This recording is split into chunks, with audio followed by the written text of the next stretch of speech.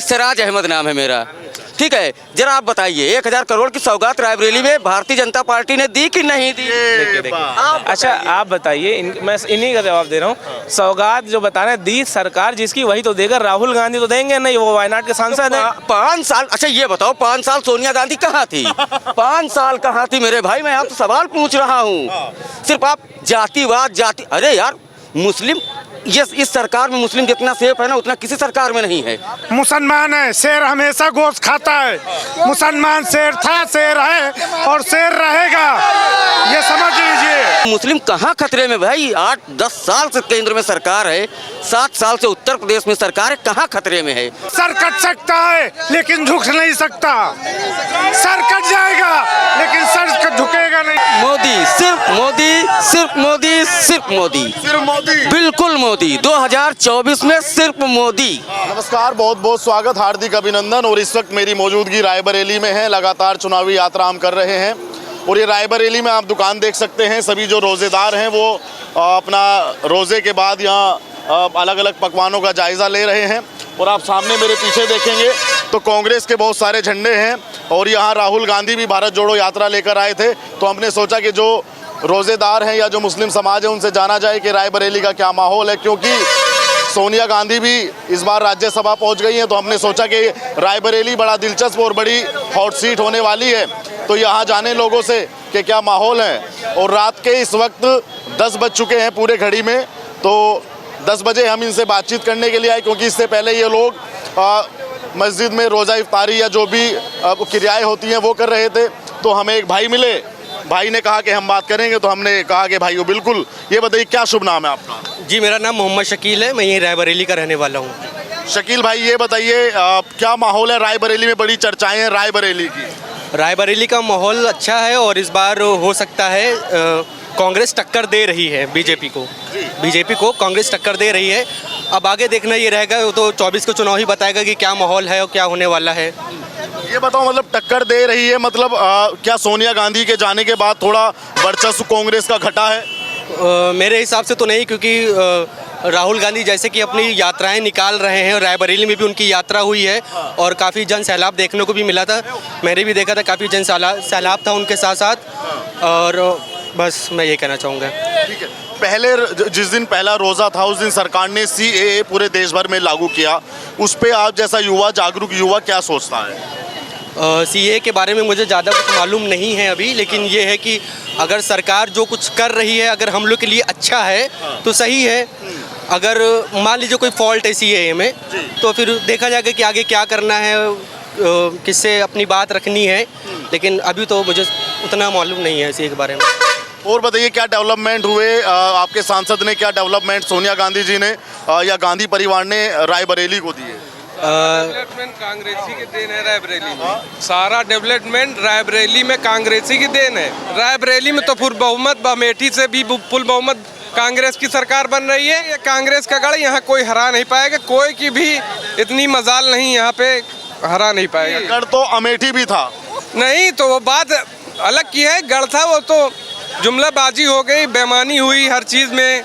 लेकिन यहाँ पर कांग्रेस अब की भारी मतों से अमेठी भी जीतेगा, देख लीजिएगा आप लोग। आप बताइए क्या नाम है? दिलदार भाई आ गए।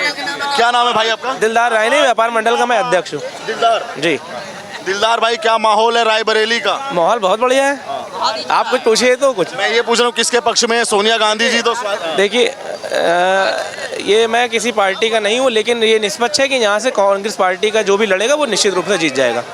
मतलब गांधी परिवार का कोई कैंडिडेट आना चाहिए या गांधी परिवार से हटकर भी? नहीं, गांधी परिवार का ही कैंडिडेट जीत पाएगा। ये कांग्रेस गुमान में न रहे कि किसी और को भेज के जीत जाएगी। ये सिर्फ गांधी परिवार ही अगर लड़ेगा तो जीत पाएगा यहाँ, अन्यथा भाजपा जीत जाएगी। मतलब आपको लगता है कि अगर कांग्रेस टिकट देगी प्रियंका गांधी को तो जीत जाएंगे? जी, निश्चित रूप से जीत जाएंगे। अगर किसी और को टिकट मिलता है तो? नहीं, हार जाएगा जी। CAA का क्या आप पूछ रहे थे आप? मैं पूछ रहा हूँ कि CAA आता है रमजान के पहले दिन, क्या मानते हैं आप उसको? नहीं, देखिए CAA से कोई दिक्कत नहीं मुसलमानों को। CAA नागरिकता देने का कानून है, ना कि छीनने का। तो ये निश्चित रूप से गलतफहमी ना होनी चाहिए। विपक्ष से भी निवेदन है कि मुसलमानों को इतना अशिक्षित और ना समझें कि हम गुमराह हो जाएंगे, है ना। इस बेस पे तो बिल्कुल वोट नहीं देंगे हम कांग्रेस को, कि वो गुमराह कर लेंगे कि हम सीए पे हम मुसलमानों के हम देश के नागरिक हैं, हमारे बाबा और अज़दाद ने इस मुल्क के लिए कुर्बानियाँ दी है, यहीं रहे हैं, और जो अन्य लोग हैं वो तो बह के चले गए कहीं, लेकिन हमारे लोग आज भी यहीं दफन है इस ज़मीन में, तो ताउम्र हम यहीं रहेंगे और कोई भी हमें नहीं निकाल सकता इस मुल्क से। लेकिन अखिलेश यादव हों या तमाम पार्टियां हों, वो तो ये कह रही हैं कि मुसलमानों को बड़ी समस्या है इस बिल से, जबकि आप इस बिल को पढ़ेंगे तो इसमें कुछ भी देखिए, अखिलेश यादव को क्या कहें, वो तो सिर्फ मुसलमानों का वोट लेना जानते हैं। राज्यसभा भेजने का नाम आया तो मुसलमान कहाँ चला गया था, तब भूल गए थे क्या मुसलमान को वो, और जब सरकार में थे वो तब वो गिनती नहीं करा रहे थे ओबीसी, बैकवर्ड और माइनॉरिटी की। अब जब सरकार से बाहर गए तो उनको याद आ गया कि ओबीसी माइनॉरिटी की गिनती कराई जाए, तो ये अखिलेश यादव भूल जाएं कि मुसलमान अब उनको वोट देगा। अब मुसलमान जागरूक है देश का, निश्चित रूप से वो अपने मुद्दों पे वोट देगा, उसका जहाँ भला होगा। अपने मुद्दों पे वोट देगा। मतलब अखिलेश जी से इतनी नाराजगी क्यों? हमने रामपुर में भी ये रामपुर में हम थे तो रामपुर में भी लोग यही बात बोले कि अखिलेश जी को हम उस समय तो याद नहीं आए और आज हमको याद। देखिए, जब कोई मुसलमान मारा जाता है तो ना कांग्रेस पार्टी बोलती है ना अखिलेश यादव बोलते हैं, तो मुसलमान इतना बेवकूफ़ नहीं है कि सिर्फ वोट देगा। अब वो जाग चुका है, अगर उसके हक की हुकूक की बात करी जाएगी तो निश्चित रूप से हम वोट देंगे, अन्यथा नहीं देंगे हम वोट। मोदी जी कह रहे हैं कि इस बार 400 पार कर देगी भाजपा। देखिए, अब मोदी जी क्या कहना है उनका जवाब नहीं दे सकते, क्या काम है? लेकिन ये कि सरकार उनकी तो बनेगी, साम दाम दंड भेद चाहे जैसे कर ले, सरकार तो उनकी ही बनेगी। ऐसा क्यों? मतलब साम दाम दंड भेद, वो तो कह रहे हैं कि भाई विकास के आधार पर लोग हमको वोट करते हैं। अगर खुले मन से विकास की बात करी जाए तो मैं मानता हूँ कि चुनाव हार जाएंगे वो, लेकिन बात दूसरी होती है, विकास के नाम ना होकर बात होती है धर्म की, जात की। ये इन सब मुद्दों पे चुनाव होता है तो वो जीत जाते हैं। अगर विकास की बात करेंगे तो निश्चित रूप से हार जाएंगे चुनाव। चलिए ठीक, आप बोलिए चाचा। पहले जरा इनसे पूछेंगे 1000 करोड़ की सौगात रायबरेली को किसने दी? आप बताइए, आप कह रहे हो विकास की बात ना, आप बताइए 1000 करोड़ की सौगात बीते 15 दिनों में रायबरेली को मिली कि नहीं मिली? भारतीय जनता पार्टी की सरकार में मिली है ना, बताइए। अरे जवाब इनसे जवाब नहीं, आप इनसे जवाब ले लीजिए। सिराज अहमद नाम है मेरा, ठीक है। जरा आप बताइए 1000 करोड़ की सौगात रायबरेली में भारतीय जनता पार्टी ने दी कि नहीं दी? अच्छा, आप बताइए, मैं इन्हीं का जवाब दे रहा हूँ। सौगात जो बताना दी सरकार जिसकी, वही तो देगा। राहुल गांधी तो देंगे नहीं, वो वायनाड के सांसद हैं। 5 साल, अच्छा ये बताओ 5 साल सोनिया गांधी कहाँ थी? 5 साल कहाँ थी मेरे भाई? मैं आपसे सवाल पूछ रहा हूँ। सिर्फ आप जातिवाद, अरे यार, मुस्लिम इस सरकार में मुस्लिम जितना सेफ है ना उतना किसी सरकार में नहीं है। कहाँ दंगे हो रहे हैं बताओ आप मुझे, कहाँ दंगे हुए हैं? पूरे प्रदेश में कहीं दंगा हुआ?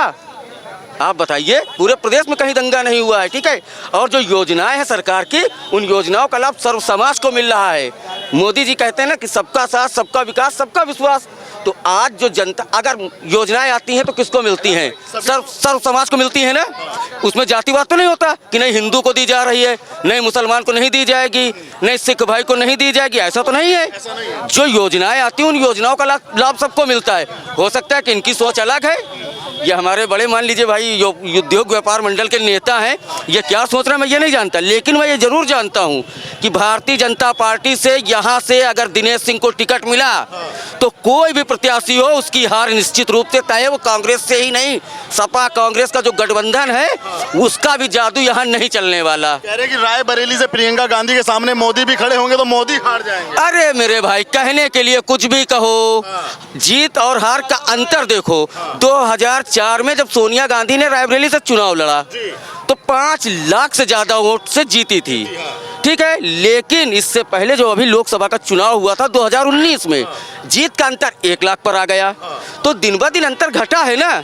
और ये एमएलसी दिनेश प्रताप सिंह जो राज्य मंत्री, उनकी लोकप्रियता है, उस लोकप्रियता के दम पर जो ये अंतर घट के आया है वो 1 लाख का आया है। और इस बार कोई भी प्रत्याशी कांग्रेस दे, जीत दिनेश प्रताप सिंह को अगर टिकट मिलता है तो फाइनल है जी। बताइए, यहाँ लोग कह रहे हैं कि भाई बीजेपी धर्म की राजनीति बहुत करती है। भैया, कहाँ जातिवाद और धर्म की राजनीति की जा रही है? आप बताइए, कहाँ जातिवाद और धर्म की राजनीति की जा रही है?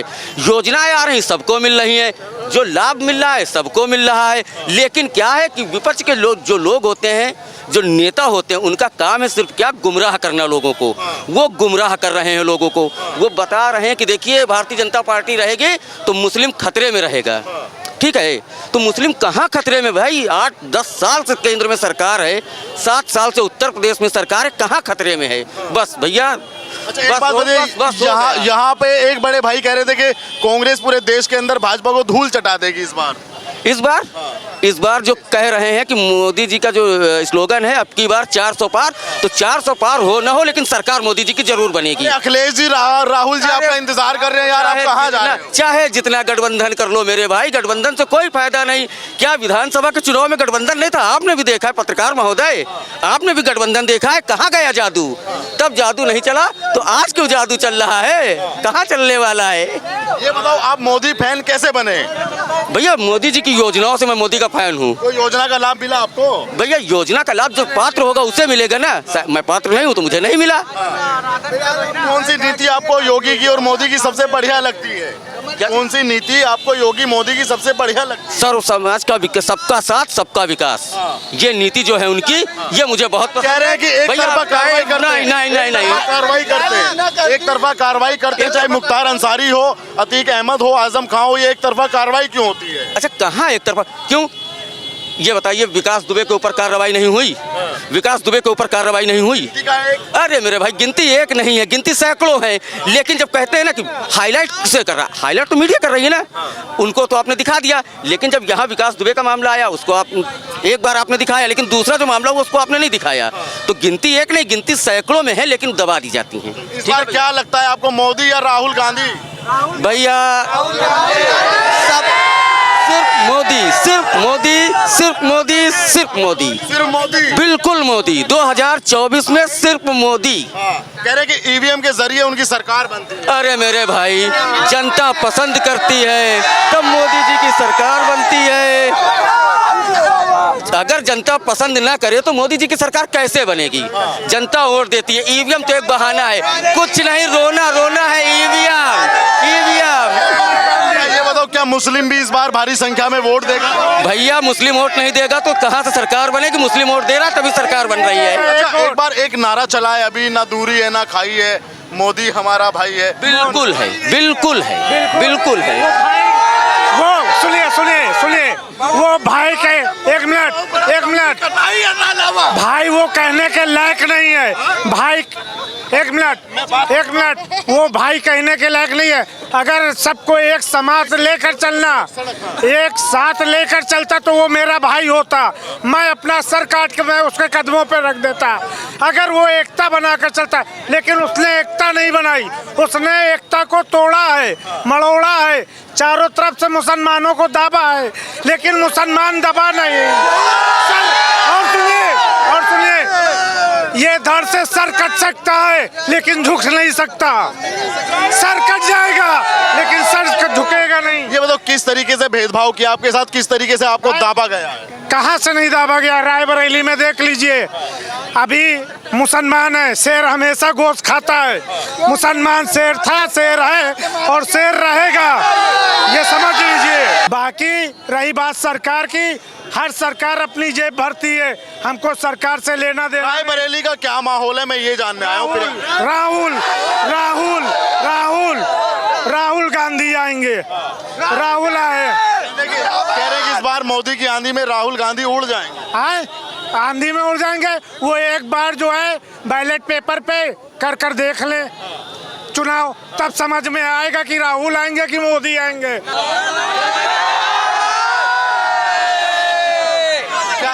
क्या नाम है आपका? मोहम्मद माजिद। मेरा नाम है